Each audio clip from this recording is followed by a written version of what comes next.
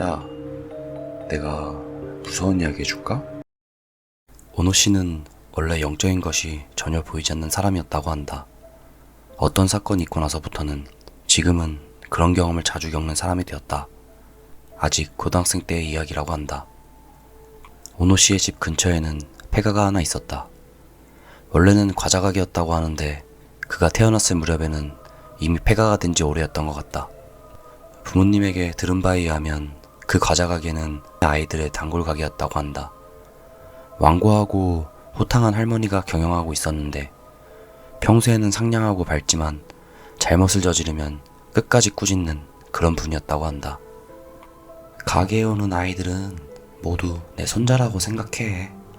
가 입버릇이었고 아이들은 귀신 할머니라고 무서워하면서도 그야말로 제2의 할머니처럼 친근하게 대했다. 오노 씨의 어머니도 자주 가게에 들러 할머니가 놀아주시거나 재미있는 이야기를 들려주곤 했다는 것이다. 그러나 유감스럽게도 할머니는 모두의 할머니로 친숙한 채 돌아가실 수는 없었다. 사건의 발달은 도둑을 잡은 것이었다고 한다. 여자아이들도 많이 오는 가게라서 아이들을 위한 액세서리 같은 것도 두고 있었는데 어느 날 할머니는 물건의 수가 맞지 않는다는 것을 깨달았다. 혹시 도둑 맞았나 하고 의심하는 할머니에게 몇 명의 여자 그룹이 와서 땡땡이가 목걸이 훔쳤다고 자랑했다라고 할머니에게 고자질했다고 한다. 경로한 할머니는 나중에 가게에 찾아온 해당 아이를 붙잡고 심하게 호통을 쳤다고 한다. 친손자처럼 아이들을 귀여워했던 만큼 배신당한 슬픔과 분노도 컸던 것도 물론 있었을 것이다. 그 여자아이는 화가 난 할머니 앞에서 훔치지 않았어. 내가 훔친 거 아니라고. 울면서 이렇게 말했다고 한다. 소녀의 호소는 그야말로 불난 집에 기름을 부은 격이었고 할머니는 소녀의 학교에 전화를 걸어 담임교사와 교장을 불러냈다.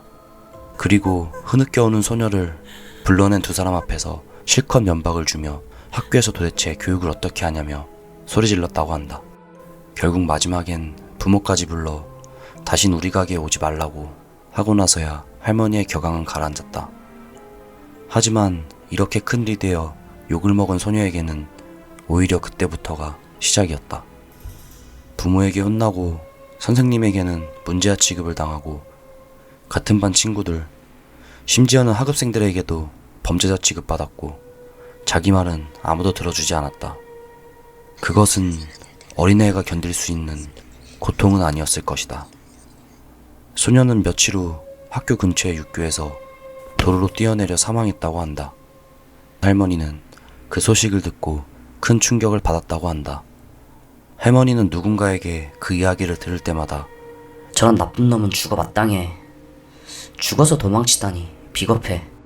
등의 욕을 했다. 하지만 어느 날 그녀는 자신이 엄청난 실수를 저질렀다는 것을 알게 되었다. 그날 부모와 자식이 함께 가게에 왔다. 울어서 부은 낯익은 얼굴. 그 얼굴은 그날 도둑질한 범인을 고자질한 여자 그룹 중 한 명이었다. 미안한 표정을 지으며 그 아이의 어머니가 내뱉은 말은 할머니에게는 믿을 수 없는 것이었다. 사실 그 도둑질은 자살한 땡땡이가 아니라 우리 딸이 한 것 같아서. 얼굴이 예쁜 아이라 친구들에게 꽤 시샘을 받았나봐.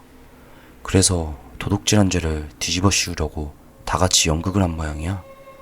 그 후 할머니는 무고한 여자아이를 죽음으로 내몬 귀신 할머니로 더 큰 비난을 받았다고 한다.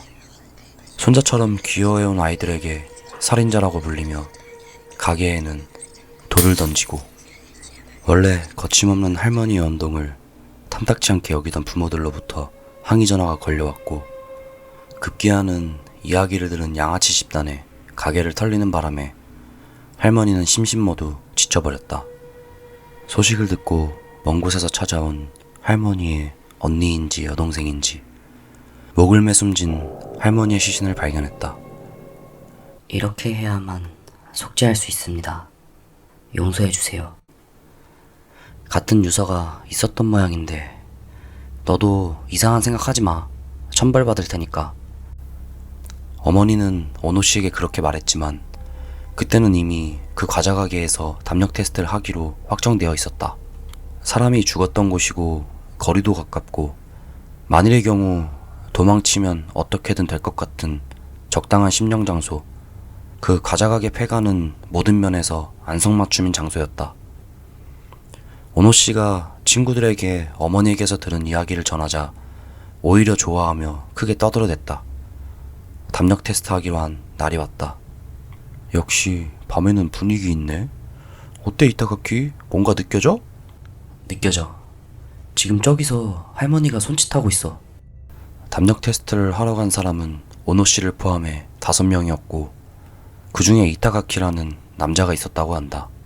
이타가키는 평소부터 영감이 있다고 자칭하고 있으며 실제로 그와 함께 사진을 찍으면 누군가의 손과 발이 사라져버리거나 바람 한 점 없는 야외에서 찍었음에도 불구하고 사진이 이상하게 찍히는 등 불가사의한 일이 자주 일어난 것 같다. 그래도 다들 이타가키의 영감에 대해서는 반신반의했다고는 하지만 담력 테스트를 하는데 전문가는 있어야 한다며 이타가키를 부추긴 흐름이 되어 그도 기꺼이 그 제안을 받아들였다고 한다. 그러나 그 이타가키는 폐가 안에 들어가자마자 완전히 조용해졌다고 한다. 오노 씨와 친구들은 한동안 와, 진짜 가자가게잖아. 옛날 장난감 같은 게 그대로 남아있네. 와, 대단하다. 하고 공포라기보다는 감탄하면서 주변을 탐색하고 있었는데 기묘하게 조용한 이타가키를 알아챈 한 사람이 그에게 무슨 일이냐고 물었다고 한다. 그러자 이타가키는 험악한 표정으로 아까부터 계속 뭔가 이상한 소리가 들려. 소리? 뭔가 삐걱삐걱 같은 소리. 이타가키의 그 말에 들떠있는 오노씨 일행의 분위기가 싸늘하게 얼어붙었다. 삐걱삐걱. 그 소리는 좋든 싫든 목매달다라는 글자를 연상시키는 것이었기 때문이다. 그 소리 어디서 들려? 나는 아무것도 안 들리는데. 아마 안쪽에서 들리는 것 같아. 안쪽 과자가게로서의 공간이 아니라 목매달아 자살한 할머니의 집으로서의 공간. 삐걱거리는 이상한 소리가 들린다는 이타가키의 말은 등골을 서늘하게 하기에 충분했지만 겁이 없는 사람은 있는 법이다. 좋아, 그러면 더 안쪽으로 가보자. 그룹의 리더였던 다나카란 남자는 겁먹기는커녕 기뻐하며 앞으로 나아가기 시작했다는 것이다. 야, 원래 유령 보러 온 거잖아. 할머니 얼굴 보러 가보자. 그 기세에 압도된 오노씨 일행은 마지못해 안으로 들어가기로 했다고 한다. 단지 기합을 넣은 다나카가 앞에서 쭉 나아가주고 있기 때문에 그다지 무섭진 않았는데 소리를 내며 한 사람이 걸음을 멈췄다. 그리고 오노씨도 그와 똑같은 타이밍에 발을 멈췄다고 한다. 지금 들렸어? 지금도 들리고 있어. 아, 뭐야. 이거 기분 나빠. 삐걱 삐걱 삐걱 삐걱. 그런 소리가 확실히 오노씨 일행의 귓전을 두드렸다. 아니, 때리기 시작했다 라고 해야 할까? 그 소리는 생각했던 것보다 더 심하게 거슬리고 집요하게 들리고 있었다. 왜 이렇게 큰 소리가 조금 전까지 들리지 않았을까? 그 의문은 오노씨 일행에게 큰 불안을 가져왔지만 그런 것은 아랑곳하지 않고 다나카는 거침없이 나아갔다. 너희들 정말 무슨 소리 들려? 나는 여전히 아무 소리도 안 들리는데? 나는 그의 질문에 대답할 여력이 없었다. 그런 불평을 쏟아낼 여유조차 커다란 공포와 사악한 불안 앞에 삼켜져 버린 것이다. 삐걱삐걱 삐걱삐걱 삐걱삐걱. 소리는 점점 가까워졌다. 이윽고 오, 하고 다나카는 걸음을 멈췄다. 여긴가? 자살 현장? 태평하게 말하는 다나카와는 대조적으로 이타가키는 얼굴을 찡그리며 진심으로 싫은 듯한 목소리를 냈다고 한다. 그리고 오노씨 자신도 그와 같은 표정을 하고 있었을 것이라고 한다. 삐걱삐걱. 아직도 멈추지 않는 그 소리는 분명히 눈앞의 방 안에서 울리고 있었다. 누렇게 변색되고 거미줄이 쳐진 미닫이 방. 아니, 안 돼. 여기 이 방만은 절대로 위험해. 담력시험 자체에는 적극적이었던 이타카키가 지금은 얼굴이 새파랗게 질려 고개를 저었다. 다나카 못지않게 겁이 없는 그가 이렇게까지 겁에 질려 있다는 사실이 눈앞의 방을 열어선 안 된다는 것을 증명하고 있었다. 하지만 지금까지도 전혀 들리지 않고 느껴지지도 않는 다나카에게 모두의 말이 들리지 않았던 것 같다. 실례합니다.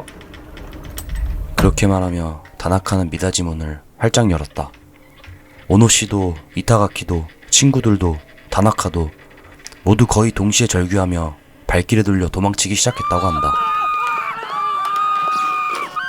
큰일 났다. 큰일 났다. 큰일 났다. 저거 진짜 위험해. 폐가하는 길이 좁아 나가기 힘들지만 그런 생각할 겨를도 없이 오노씨 일행은 앞다퉈 출구를 향해 뛰어갔다.